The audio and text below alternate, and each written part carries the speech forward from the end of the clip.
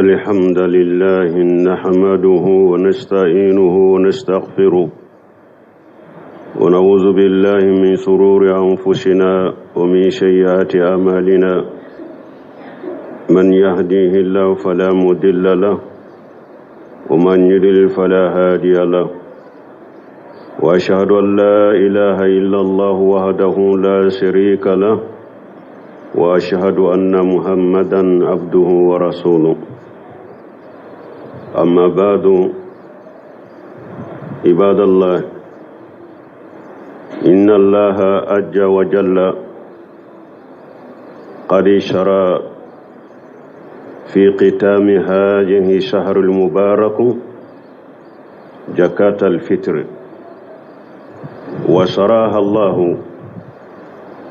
على الصائمين تطهيرا لنفس من أدران السخط وتطهيرا للصائم مما قد يوصر فيه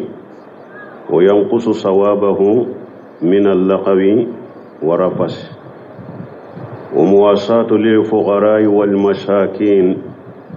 وإجهارا لشكر نعمة الله تعالى على العبد بإتمام صيام شهر رمضان وقيامه وفعل ما تيسر من الأعمال الصالحات فيه أمبي على تنو أمبا دمنيني أمبا يافدلي أمبي أنيني على فأكانكشي كباني ركون تورو منان كبارا جغو ni alay jom min kanda wode kanda bagay ni alay jom min fili kanda bagate sorola ambe sharia bato cielama ateke mashiye ni ala kelempe wute jonyogonte alala ambe sharia muhammad wala ka jondo ala ka cide ndo kisini nema baka no temena ka boyala ka jon waka do nin kalo min fule ninye nin kalo barikama ala ye bato do wajibiya silamanw ka nin kalo labayna ala y'a kɛ sariya ye sunbagaw ka zakatul fitri ala y'o kɛ sariya ye sunbagaw ka pour ka ninw seneya ka bɔ bagiluya nɔgɔma ani ka sunbagaw yɛrɛ seneya ka bɔ u ye kuma lankolon minnu fɔ u ka sun kɔnɔ an'u ka jumun kumaw minnu b'u ka barajw nagasi a b'o seneya ka b'u la cogo min zakatul fitri fana a bɛ kɛ yiriwali ye ka taa fantanw ma ani miskinɛw ani zakatul fitri bɛ kɛ k'ala barikada jɔnw k'ala barikada ala ye nɛɛma min k'i ka kanni sunkalo in bɛ su ani ka jɔ ani ala ye baara ɲuman minnu nɔgɔya ye a kɔnɔ zakatul fitri kun ye nin bɛɛ رواه أبو داود في سننه أن ابن عباس قال فرض رسول الله صلى الله عليه وسلم زكاة الفطر طهرة للصائم من اللغو والرفث وتهمة للمساكين عبد الله بن عباس ko ciden ye zakatul fitri ke farday ka kenna be sumbaga seneya ka bo kumallankolo munun fora sun kono ani ye junubu ko munun ke ka sun kono abu ulu seneya abi seneya ku seneya ka ulu boyila ko zakatul fitri ko abeke dumuniye fantan fana ni hadisa bi abi dawuda kono balma zakatul fitri min fuleni nye abe jon ka be horo ka abe demiseni ka abe muso ka be cheka wani ibn umar radiyallahu anhuma qala farada rasulullah sallallahu alaihi wasallam zakat al-fitr sha min tamr aw sha min sha'ir ala li abdi wal hur wal zakar wal uns wal shaghir wal kabir min al muslimin wa amara an yuwadda qabla qurud an-nas ila salah أخرجه البخاري ومسلم أنا عبد الله بن عمر بولو أكو تشيلين زكاة الفطر كفرداي كو ساو كله شعير وبساو كله تمرو ko jakatul fitri ko abe jonka abe horoka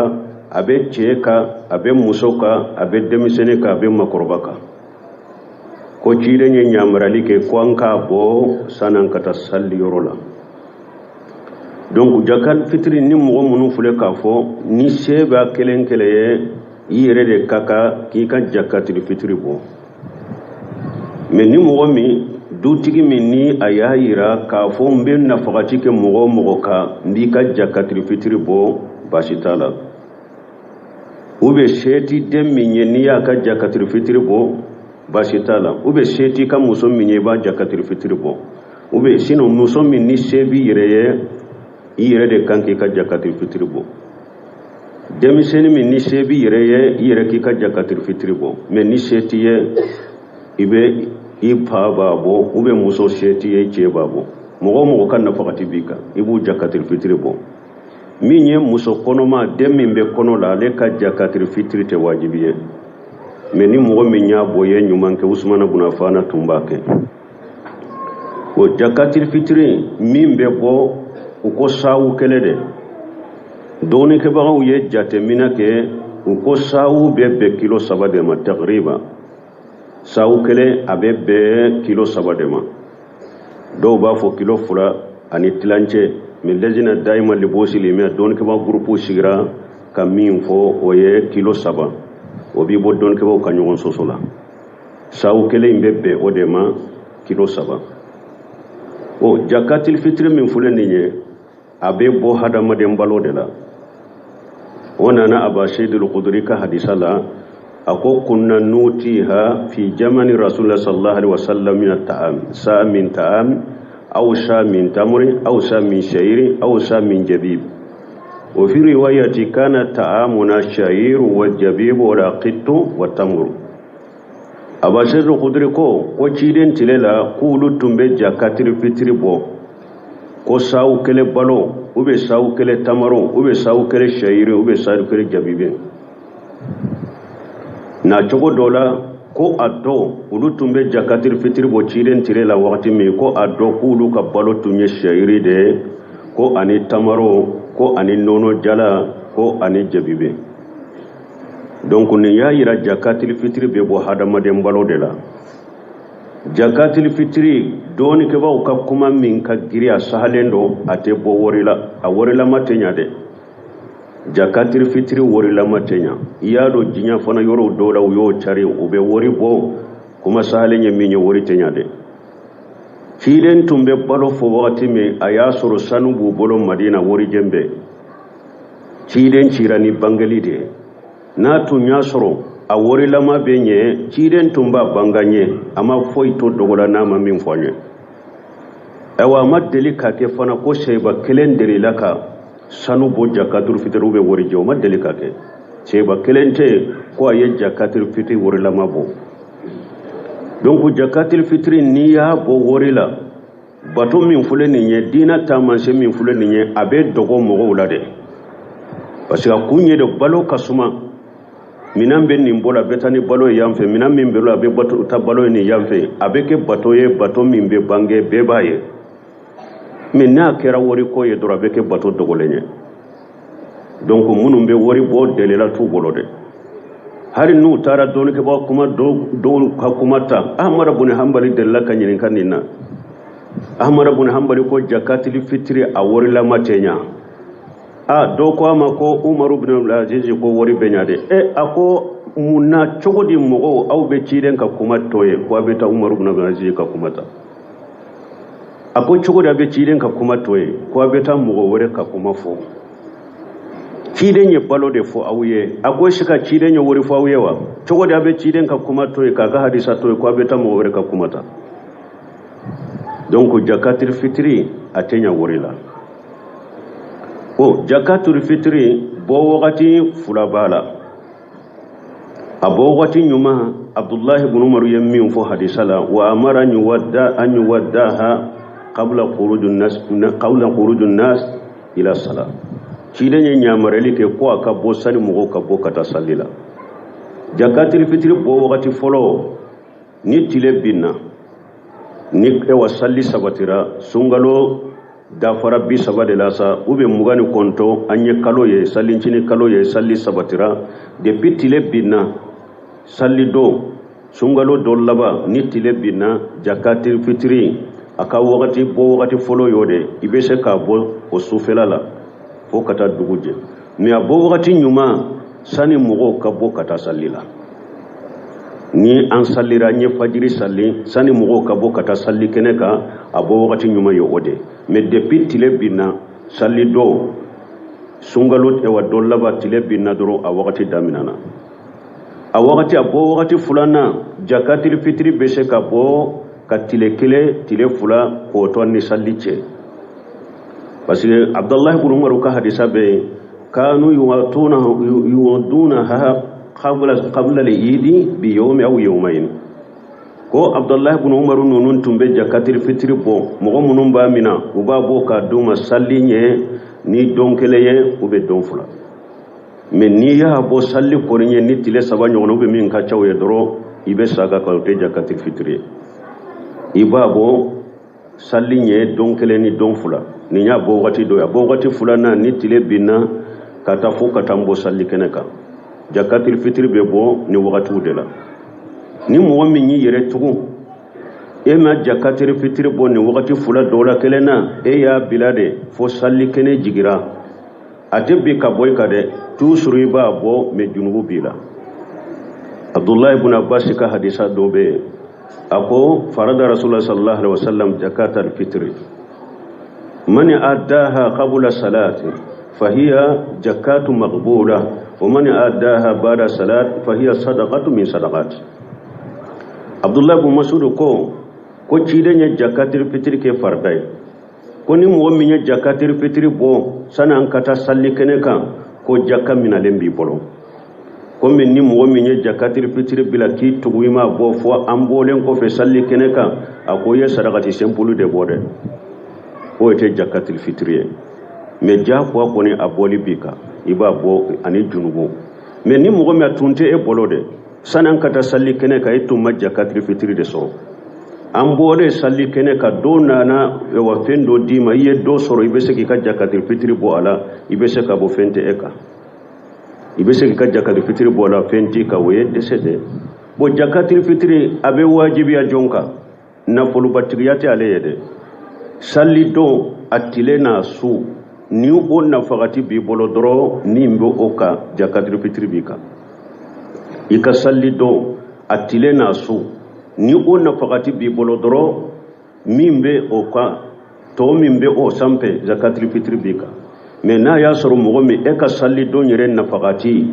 salli tile ana su o yere balote e bolo jakatul fitri teka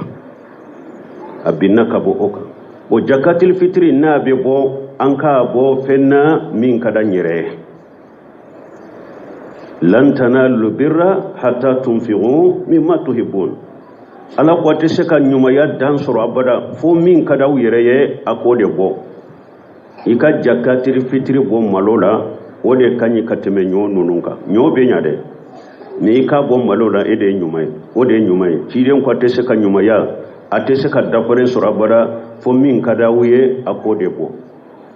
jakatul fitri ibe yoro mide ibe jamana minna ibe dugu minna ibe ka jakatul fitri di urure fa ka fantama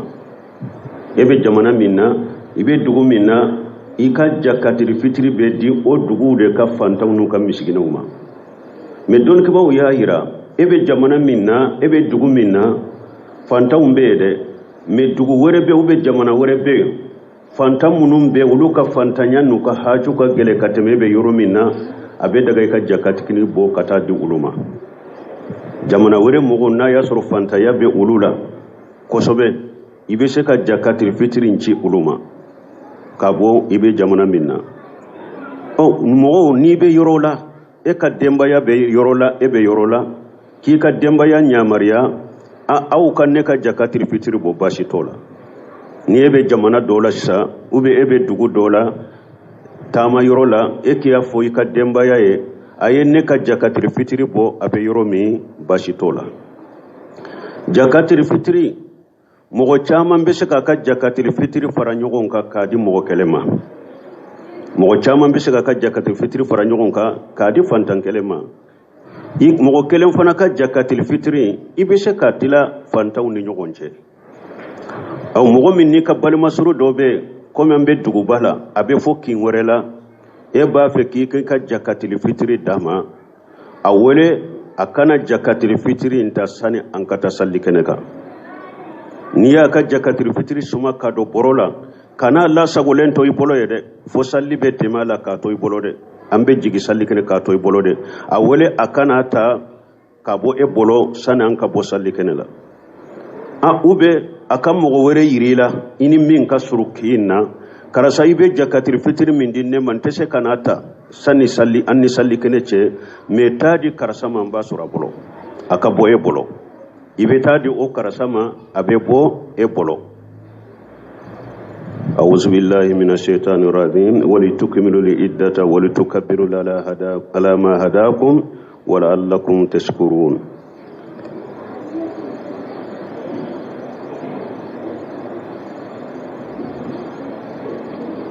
الحمد لله رب العالمين والصلاة والسلام على نبينا محمد وعلى آله وأصحابه وسلم تسليما كثيرا أما بعد قال تعالى ولتكملوا العدة ولتكبروا الله على ما هداكم ولعلكم تشكرون ننكالو لبا مبالمو جكات الفطر كوفي موري سرياي كسالي كنبو موري سرياي موري أدبوي ننكالو لبانا نسالي سباتيرا كالو يرا وبي سنغالو دي دافر بسبا أسو كبارو بفو ibe yoro ibe kabaru fo Allahu akbar la ilaha illa Allah wallahu akbar ibe kabaru fo depuis nitile bina fo kata almami bo salli keneka kabaru be fo I hakili jigina la doro ibe kankorota nay kafo parce que ala ko aye jate dafa aye sungalo jate dafa aka ala bonya togo fo ala yaka kandali minke ka kanda katani sungalo makabara no yayi akono aye kabaru ke akala barkada donc kabaru fo bala men ni salli kabaru fo ni salli bata te kelenye salli ba do kabaru be fo ani tile saba min be tugala men ni salli ta kabaru fo be kere doro sani almami kana salli keneka ni almami na salli keneka durale ka kabaru banna kabaru be fo de kata sufe fo kalimami bo kana salli keneka adabu min bala ni mo min be bo kata salli keneka ni sallila sani ka bo tamaro damado du tamaro kise saba akera kelenya akera sabaye akera duro ika ke wotire anashika hadisa do nana buhari muslimula akon ni sallila ko cidente bo abara kata salli keneka fo abe tamaro do du wabu du wotirika kele ube saba ube duru ube wolonfra ibe tamaru damaro dun sani kabo kata salli keneka nantara salli keneka o minye ka nafila salli ma damana kere ka di salli kenema me doni kaba ko nas akera misiri de kono ni donna misiri kono be misiri foli ka arakan fula abe do fana bolo na kera kene fana de ka kene yin fana be komi misiri de arakan fula salli men ni mogo min nana a sallira kana bali ni mogo min fana sigira basitaka nin ko imbe o cogo de la de ni mogo min nana salli kene ka be salli ko ay sigi salli tanya salli ta ko fa tigi bila ka salli ni mogo min fana nana le ya faamu do ko salli tanya salli ta ko fa sigira basitaka parce que doni ka ba ko nyogon soso be yoro ni yoro la kelen de la bugolo ni nye oye donc salli kene na bora ina na nisira minye ni be sage ni sira were ibi ko ibi kafini nyuma undo che ibe kasa jalanki yerela ina na nisira minye ni salli kere banna ibe sage ni sira were min ni kan nasira te kelenye almami ni ale nana salli be damina salli joli tala as-salatu jami'a o tala salli korta tala salli joli tala salatu jami'a o tala avec kabaru ke arakan fulo kabalu wolon fula arakan fula na kabaru duru ni salli banna limami be kutuba kala kutuba in kalali ka kutuba illame wajibi te sunna do me ka kutuba lamme akanunendo me kutuba lamme te wajibiye parce que ciden ko on be salle ambe kutuba kala na kadi mo minye ka lamme na kadi minye kata me ka lamme o de ciden ka sunna sallallahu alaihi wasallam muso nyamarel no yikapo an atiyata qalati amarna an nukhrijuhunna fil fitr wal adha ali awatiqa wal huyada wa jawatil qudur وأما الهيد فيتجلن صلاة ويشهدن لخير ودعوة المسلمين قلت يا رسول الله إهدانا لا يكون لها جلباب قال ولتلبس أختها من جلبابها رواه مسلم آتياتا سيبا موسو دودو أكو تشيدن يولون يا مريا كو كم موسو بلابو وكتا سلكنك سلنشنين سلبا موسو بكابو muso munu lada ye boli yo muso munu lada te boli nu be so kono de abeka bo hari muso munu be kalo bola beka bo beka ta salli keneka me muso munu be kalo bola anu be bange jolela nu lu nana salli keneka ulu kana do salli kenenka ukashigi kerefe ubu ka jokorefe kana do salli keneka donc don ke ba munu ko salli kene ko misiri kiri de ba bolo utara ni hadisate ko parce que ciden ko muso munum be kalo bola muso minum bange jeli bura ulu kana do salli kenenka wo ko niya ye ciden ko muso haida to kana do salli kenen kono na ko muso mi ewa bange joli bala kana do salli kenen kono ko ya yira mushrikiri de dirama wodi ya to ulu ko hari salli kenen ni na kana sigi foy karakan fula salli ako kana do salli keneka me ukata ukashigi kerefe ubu ukajo kerefe hera me be silama uka sheria ke silama uka hera ma ani silama uka do uka ke unyala ati ako tumami chide nyen ninfo ale ko chide ma eko beka bo muso beka bo iba soro muso do be hijabu ta bolode muso bete ko hijabu ba bolo koy iba soro muso do be hijabu ta bolo parce que sheba muso bolo adonen le wulu bolo muso te bo abadani hijabu tila ako muso do be hijabu to bolo de bo ciden ko hari muso men ni hijabu ta bolo kana bote de akana bonni hijabu ta la de akata ka balima musawre ka balima musawre do ka hijabu shinga ano kata salli keneka na bora salli keneka abeta tigi ka hijabu dama donc ni ya yiranna ko muso suturari ka gele kosobe hari salli kene tali ni hijabu te min bolo cide ma fo ni ndo hari ni hijabu te min bolo ka bote akoyi atigi kata do ka hijabu shinga akata do ka hijabu